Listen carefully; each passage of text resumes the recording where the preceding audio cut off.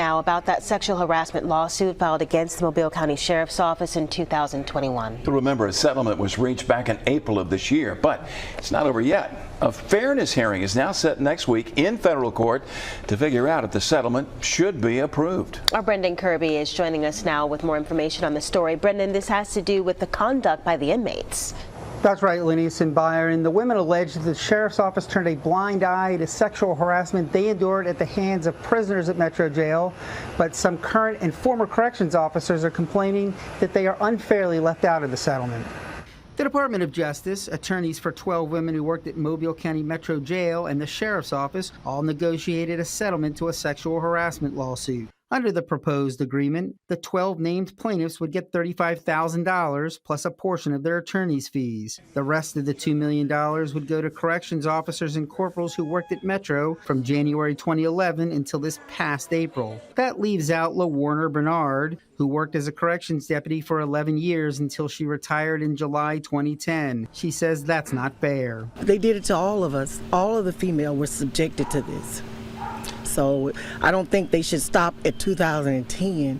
If we all work there, we should all be entitled. A motion asking that the settlement be approved urges the judge to reject the objection of Bernard and 4 others who fall outside the time frame. Although it is possible that jail employees experienced harm from inmate sexual misconduct before January 1st, 2011, there must be a limit to the recovery period. The very essence of a settlement is that it is a compromise between parties. It cannot cover every conceivable recovery angle. One woman objected that she's not covered because lawyers say that she was a supervisor. They say that 2 others should be denied because they had no direct contact with inmates. Bernard says that she endured almost daily harassment from inmates who would expose themselves to her, shout lewd comments, and make obscene gestures. It was terrible.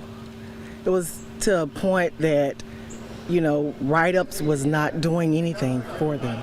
They didn't even care about the write-ups. It seemed like it got worse and worse as years went by, but nothing never happened to him. Sheriff Paul Birch told me several months ago that there's only so much a jail can do to prevent unruly behavior by prisoners, but Bernard says that she believes the Sheriff's Office could have done more. It seemed like they should have had our backs a little more than what they did. The judge gave preliminary approval to this settlement back in May. Next week's fairness hearing is an opportunity for the corrections officers who were left out to make their objections known. Reporting live, Brendan Kirby, Fox 10 News.